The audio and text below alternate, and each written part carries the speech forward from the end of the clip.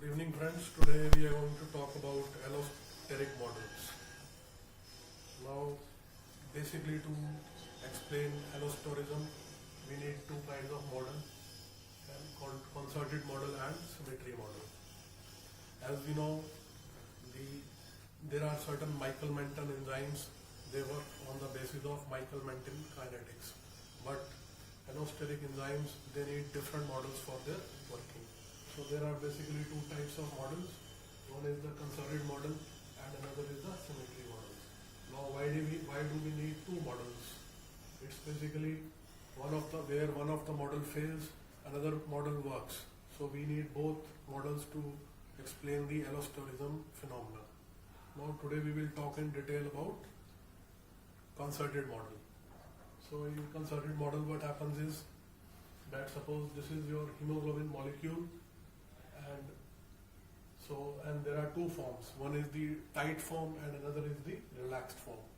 Now it is like when oxygen binds, then all the T subunits they change into all the R subunits.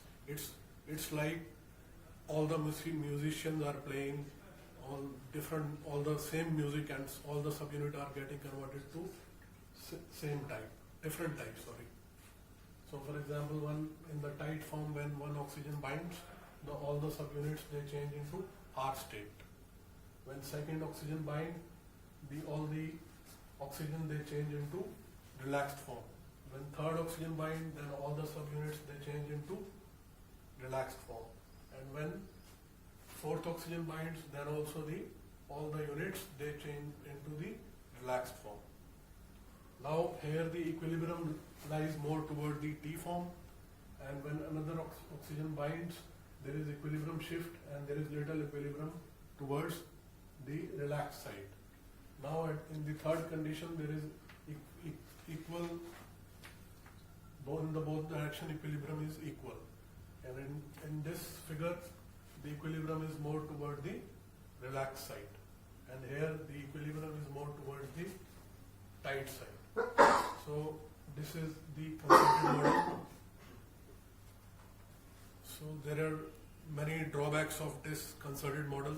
One of the drawback is that when there is oxygen binding at one subunit, there should be a conformal change in the adjacent subunits, which is not explained by the concerted model.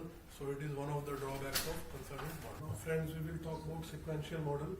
In the sequential model, it's a T form, and as soon as oxygen will bind, there will be change in the adjacent subunits also. First there will be change in this subunit, and this will get converted into this circle form, and then there is another, and as both of these subunits will change, which are adjacent to oxygen, and then this is adjacent to these oxygen, and then this conformer also will change to circular conformer, and when all the oxygen will bind, then it is R form.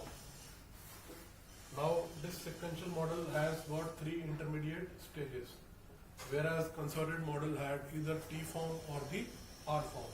Now the drawback of this sequential model is that when three molecules of oxygen, it should be more of R form as in the concerted model, but it is intermediate stage, which is explained by the concerted model. So where the concerted model fails, the sequential model works, and where sequential model fails, there concerted model works.